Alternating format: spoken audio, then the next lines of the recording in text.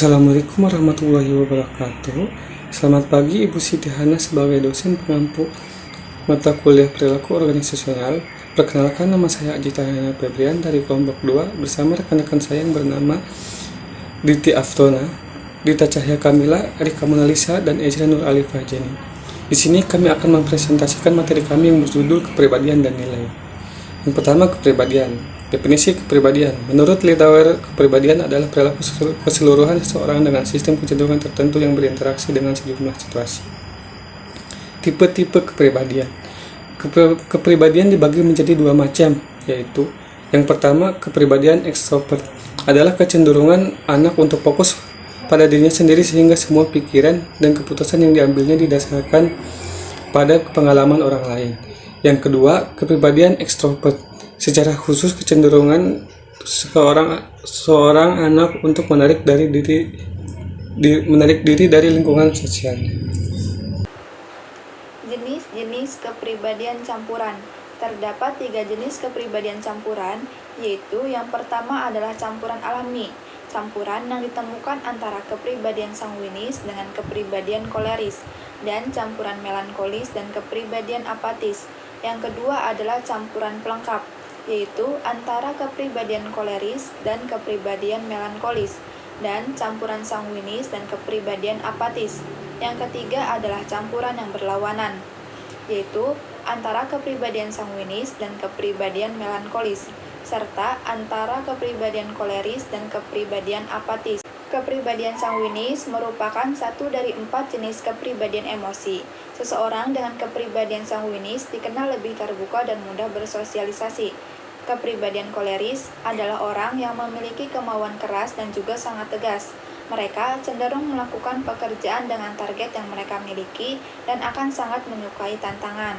Kepribadian melankolis memiliki karakter introvert dan sulit bereksplorasi di lingkungan sosial. Selain itu, kepribadian melankolis adalah pribadi yang cenderung tertutup dan lebih suka memendam.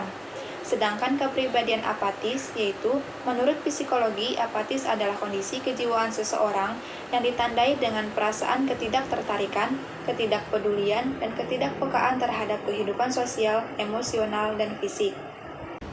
Model kepribadian 5 besar. 1. Ekstraversi. Tipe kepribadian ekstraversi adalah tipe kepribadian yang memiliki pandangan objektif dengan mengarahkan kepribadian lebih banyak keluar daripada ke dalam diri sendiri, banyak melakukan sesuatu daripada memikirkannya, dan suka bersosialisasi. Kedua, ada keramahan. Tingkat keramahan akan meningkat ketika telah dewasa, artinya pada periode usia tertentu, keramahan bisa jadi tingkatnya rendah terutama pada masa pubertas. Keramahan ternyata berkaitan dengan perilaku yang membuat seseorang jadi bersikap menyenangkan. Seseorang yang memiliki keramahan tinggi akan berusaha menghindari konfrontasi dengan orang lain.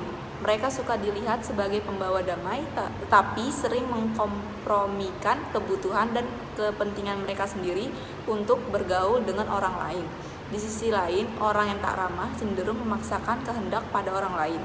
Mereka menggunakan agresi untuk mendapatkan keuntungan diri. Bedanya lagi, orang yang ramah cenderung lugas dan tulus. Mereka tak perlu bersikap manipulatif yang mungkin sering dilakukan seseorang yang ingin mendapatkan keuntungan. Ketiga, kehati-hatian. Seseorang dengan kehati-hatian memiliki nilai kebersihan dan ambisi. Selain itu, mereka punya kontrol terhadap lingkungan sosial, berpikir sebelum bertindak, menunda kesenangan, taat aturan, terencana, terorganisir, dan memprioritaskan tugas. Orang-orang ini well-organized, tepat waktu, dan ambisius. Orang dengan kehati-hatian yang rendah biasanya ceroboh, berantakan, tidak terarah, mudah teralih perhatiannya, dan tidak dapat diandalkan. 4. Stabilitas emosional adalah karakter yang dikarakterisasikan berdasarkan perasaan seperti rasa sedih, perubahan mood, dan ketidakstabilan emosi. Orang yang memiliki skor tinggi di dimensi tersebut cenderung mudah merasa sedih, marah, gelisah, dan mengalami perubahan mood ekstrim. Sementara orang yang memiliki skor rendah cenderung memiliki resiliensi yang tinggi dalam menghadapi masalah dan lebih stabil dalam menghadapi masalah. 5. Keterbukaan adalah orang yang imajinatif, kreatif, dan artistik. Kata openness mengacu pada kemampuan untuk bertoleransi, kapasitas untuk menyerap informasi, fokus. Seseorang dan keterbukaan yang tinggi memiliki pemikiran yang imajinatif, sementara orang yang keterbukaannya rendah juga menggambarkan orang yang konservatif dan tidak suka perubahan. Definisi nilai. Nilai adalah hal yang abstrak dan setiap orang dapat melihat nilai sebagai motivasi atau prinsip yang memandu kehidupan. Nilai-nilai yang dapat diekspresikan dengan cara perilaku, sikap, dan pemikiran.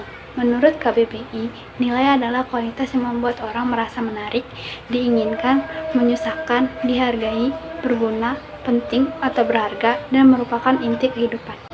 Sumber-sumber nilai. Ada dua macam nilai dalam kehidupan setiap pribadi, yaitu yang pertama, nilai ilahi adalah norma yang diturunkan Tuhan dalam bentuk iman, kesalehan, dan keadilan, dan tercermin dalam wahyu Tuhan. Contoh, bertakwa kepada Tuhan, rajin ibadah, taat kepada perintahnya. Yang kedua ada nilai manusia. Nilai manusia adalah norma yang didasari konsensus manusia dan bertahan dan berkembang dari peradaban manusia. Nilai ini dinamis, contohnya berbuat baik kepada sesama, tidak membeda-bedakan sesama, dan saling menolong. Selanjutnya yaitu fungsi nilai.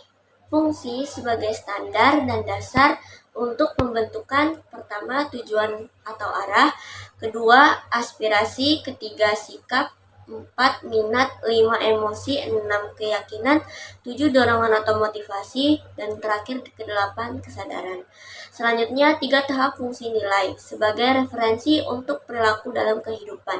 Yang pertama ada nilai kognitif, yaitu nilai-nilai pada tahap berpikir atau nilai kognitif. Yang kedua nilai afektif, yaitu nilai-nilai yang menjadi keyakinan atau niat seseorang untuk melakukan sesuatu. Yang ketiga ada nilai tindakan, yaitu nilai tahap di mana nilai menjadi keyakinan dan niat atau kewajiban yang kuat menjadi tindakan atau tindakan yang nyata. Sekian video presentasi dari kelompok kami, kurang lebihnya mohon maaf. Wassalamualaikum warahmatullahi wabarakatuh.